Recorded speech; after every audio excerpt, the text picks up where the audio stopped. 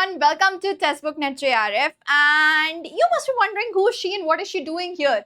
So yeah, that's me, a person who when I was preparing for UGC NET examination, this is how hella confused I was कि क्या पढूं क्या ना पढूं, इतनी सारी books. To be very honest, मैंने इतनी सारी बुक्स परचेज करके रखी हुई थी ना. मैंने गेल्विन का खरीद के रखा था, मैंने मॉरिस मैनो के बुक खरीदे थे, मैंने पियर्सन के एडिशन खरीदे, मैंने उलमेन खरीदा, मैंने ई बाला गुरुस्वामी की कोडिंग की बुक्स खरीदी, मैंने PLSQL की अलग बुक खरीदी, मैंने डिस्क्रीट मैथ्स की अलग बुक खरीदी.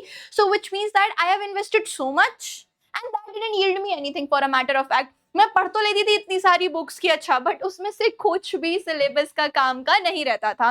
So yes, in this video section I will be discussing A to Z everything about UGC NET paper to computer science paper and what should be your preparation strategy if you want to ace December 2026 JRF. तो अगर आपको ये सब achieve करना है तो क्या क्या ये वो पॉसिबल चीजें हैं जो आप कर सकते हो, जो आपके लिए हेल्पफुल होने वाली है, जो अपेरेंटली मैं तो नहीं कर पाई यार, है ना. आई मीन लाइक अपने प्रिपरेशन टाइम पे, बाद में तो JRF क्वालिफाई कर लिया था, अपने प्रिपरेशन टाइम पे मैंने जो मिस्टेक्स करी हैं वो आपको नहीं करनी है. So purchasing so many books doesn't give you anything, because भाई हमारे पास हर एक सब्जेक्ट के लिए इतनी सारी बुक्स हैं. हमारे पास अलग से अगर आप बोलो तो DBMS की अलग बुक है, ऑपरेटिंग सिस्टम की अलग है, नेटवर्क की अलग है, डिस्क्रीट स्ट्रक्चर्स एंड मैथमेटिक्स की अलग है, TOC की अलग है, एल्गोरिथम्स की अलग है. कितनी बुक्स खरीदोगे यार तुम? इतनी बुक्स खरीदने की तो जरूरत भी नहीं है. और इन बुक्स के अंदर जो आपको सिलेबस दिया होता है या फिर इसके अंदर जो कंटेंट दिया होता है वो इतना ज्यादा होता है कि वो आपसे पूछा भी नहीं जाने वाला एग्जामिनेशन में. आप UGC नेट की वेबसाइट पर जाके वहां से सिलेबस डाउनलोड तो कर लेते हो and you see so many things coming up, but do you really think everything will be asked in your examination? And to be honest, अगर आपको एक्चुअली में JRF फेस करना है तो 100% UGC नेट का सिलेबस पढ़ना जरूरी भी नहीं है. That's a fact. Yes, I am स्टेटिंग a fact कि हाँ, नहीं पढ़ना पड़ता है पूरा सिलेबस. हाँ, पढ़ लो, एक बार देख लिया, पर रटना नहीं है. स्पेसिफिक कुछ चीजें ही पढ़नी है. तो इतनी सारी बुक्स मत पढ़ो. You can prefer online platform जैसे कि Geeks for Geeks हो गया, ट्यूटोरियल्स पॉइंट हो गया, जावा टी पॉइंट हो गया, ब्रेनली हो गया. फॉर कंप्यूटर साइंस वाले स्टूडेंट्स, भाई तुम्हारे लिए वहां पर एम्पल अमाउंट ऑफ रिसोर्सेज है. तुमको जरूरत ही नहीं कि तुम कहीं और जाओ, किसी और रिसोर्स को रेफर करो. There is no need for you to go to the other places and refer those resources, because आपके पास ऑलरेडी ऑनलाइन इतने सारे रिसोर्सेज हैं, बट वो सारे स्कैटर्ड है यहाँ वहां. इनफैक्ट अगर आप Geeks for Geeks के लिए भी जाते हो तो आपको हर एक जगह के लिए, जैसे फिजिकल लेयर है, फिजिकल लेयर का पूरा एक अलग शीट मिल जाएगा, डेटा लिंकेड का अलग शीट मिल जाएगा, नेटवर्क लेयर का अलग शीट मिल जाएगा. बहुत सारी चीजें हैं. That's when you have to be selective. ठीक है, सो आपको 10 बुक खरीदने की जरूरत नहीं है. इनफैक्ट अगर आप एक जगह से एक रिसोर्स से पढ़ो जो कि स्कैटर्ड ना, आप 10 बुक खरीदते हो, इतना सारा syllabus, most of the time ना हमारे अंदर यही फियर बन जाता है कि भाई इतनी सारी बुक्स से हम सिलेबस ही नहीं कवर कर पाएंगे, सिलेबस ही इतना वास्ट है, तो प्रिपरेशन तो दूर की बात है, उसको छोड़ो और एग्जाम क्वालिफाई करना तो दूर की बात है. हम पहले ही अपने टास्क को इतना बर्डनसम बना लेते हैं दैट लेटर एस्पेक्ट में फिर वो हमारा कुछ एग्जीक्यूशन हो ही नहीं पाता है, बिकॉज हमें पहले लगता है यार कि अच्छा इतनी सारी बुक्स खरीदनी है. नो, इनफैक्ट जो आपका सिलेबस है बस उतना ही पढ़ो, और वो भी पूरा नहीं, जो स्पेसिफिकली आ रहा है उसको पढ़ना. ट्रेंड्स कैसे एनालाइज करने हैं वो सब भी हम देखेंगे.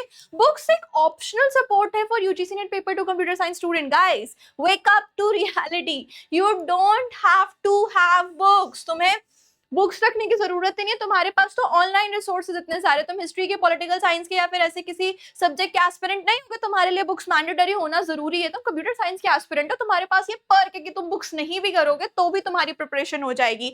डायरेक्ट स्टडी सबसे ज्यादा सफिशिएंट होती है, और ट्रेंड स्टडी करो. सबसे ज्यादा ये समझो कि what are the questions which are previously being asked again and again. हमें ये नहीं देखना है कि हम कितना पढ़ रहे हैं, हम सिलेबस कवर कर रहे हैं कि नहीं कर रहे हैं. And trust me, if you are just studying this syllabus, है ना, पूरा सिलेबस पढ़ने के बाद अगर तुम प्रीवियस ईयर क्वेश्चन का एनालिसिस कर रहे हो तो भाई तुम बुद्धू हो. तुमसे ज्यादा खराब अप्रोच किसी की नहीं होने वाली है. What do you have to do here instead? करना क्या है अपन को? इंस्टेड अपन सिलेबस जब पढ़ रहे हैं ना, उससे पहले प्रीवियस ईयर क्वेश्चन का ट्रेंड एनालिसिस करो और ये देखो कि कौन से क्वेश्चंस मोस्टली रिपीट होते हैं. एंड मोर ओवर ये देखो कि कौन से ऐसे टॉपिक हैं जो मोस्टली रिपीट होते हैं. Instead of directly hopping on to your syllabus and going in depth study, going for an in depth study and then going for previous year questions, और फिर सारी चीजें पढ़ने के बाद फिर बाद में तुम्हें जाकर पता लग रहा है कि यार ये टॉपिक जिसके पीछे मैंने इतना दिमाग खराब किया, ये टॉपिक तो पूछा भी नहीं जाता, इसको अगर मैं ऊपर ऊपर से भी पढ़ लेता या फिर पढ़ लेती तो भी मेरा काम बन जाता. बट वो तुम बाद बाद में रियलाइज करोगे, पहले तो होगा नहीं तुमको, है ना। सो प्रीवियस ईयर क्वेश्चन का ट्रेंड एनालिसिस सबसे पहले करो, know what is being asked, know की कौन सी चीजें जो सबसे ज्यादा पूछी जा रही है, जिस पे मुझे फोकस अपना रखना है। अपार्ट फ्रॉम दैट और क्या करना है, know the units which are high weightage unit, ऐसी यूनिट्स जिनका बहुत ज्यादा वेटेज हाई होता है, जो फ्रीक्वेंटली पूछी जाती हैं, उन पे ज्यादा फोकस करना है। जैसे कि data structures and algorithm, database management, operating system, computer networks, ये हाई वेटेज यूनिट्स है। मीडियम में theory of computation, compiler designing, computer architecture, discrete structures and mathematics. और सबसे लो वेटेज, अब ये जो फ्लक्चुएशन है वेटेज का, वो भी ईयर वाइज होता रहता है, ऐसा नहीं कि हर बार यही सेम वेटेज होगा। So again the question paper trend analysis is the best thing that you can go for। Her bar trends change होते रहते हैं, नए पैटर्न के क्वेश्चन आते रहते हैं, कई बार न्यूमेरिकल बहुत ज्यादा आ जाते हैं, कई बार बिल्कुल कम आते हैं, कई बार assertion reason के क्वेश्चंस होते ही नहीं है।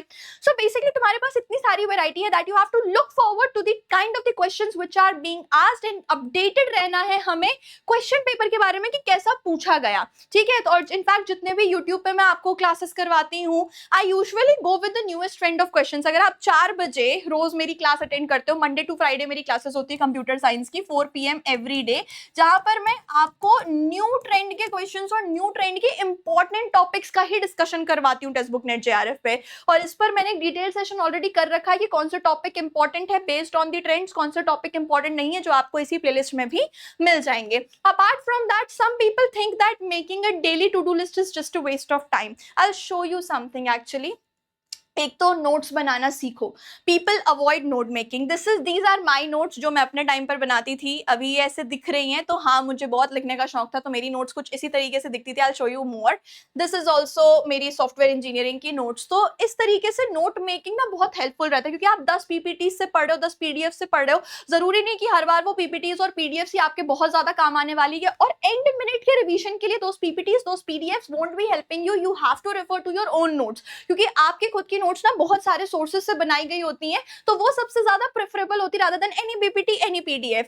And also making a to-do list works a lot, because when I was preparing for this examination, मैंने अपना JRF along my masters मैंने qualify किया था, and then I served as an assistant professor, then I'm a PhD scholar of Jamia Millia Islamia, I was there in other things also। So जब मैंने अपनी preparation करी, तो मुझे to-do list बताने का जो कॉन्सेप्ट है वो बहुत अच्छा लगता था। मुझे लगता था कि यार आप ना डेली क्या करना है अपन को, डेली यहाँ पर अपने अपने टास्क लिखने हैं, उन टास्क को मार्क करते जाना है। ये एक सेंस ऑफ अचीवमेंट भी देता है कि अच्छा मैंने ये टास्क कंप्लीट कर लिया। उसी के साथ साथ कोई संडे कोई सैटरडे नहीं जब तक आप पूरा काम अपना खत्म नहीं कर लेते। तो डेडिकेशन डिटर्मिनेशन के साथ बैठना पड़ता है। दिस वाज माय जर्नी कि यार कांस्टेंट रिवीजन सबसे ज्यादा जरूरी है। तो मुझे जो भी लगता था कि मुझे ये कंप्लीट करना है, ये रह गया है, मॉक एनालिसिस करना है, प्रीवियस पेपर देखना है, टॉपिक 1 कंप्लीट करना है, so I used to do these same things. मैं अपनी पूरी टू डू लिस्ट बनाती थी, और उसके बाद से जो टॉपिक इंपॉर्टेंट है, जो नहीं है, जो मेरा फिनिश अनफिनिश्ड रह गया है topic, I used to make them. और ये बहुत अच्छा तरीका होता है, मतलब स्ट्रीमलाइन तरीके से प्रिपरेशन करने के लिए, because you know what are the things which you have to do and what are the things which you have finished.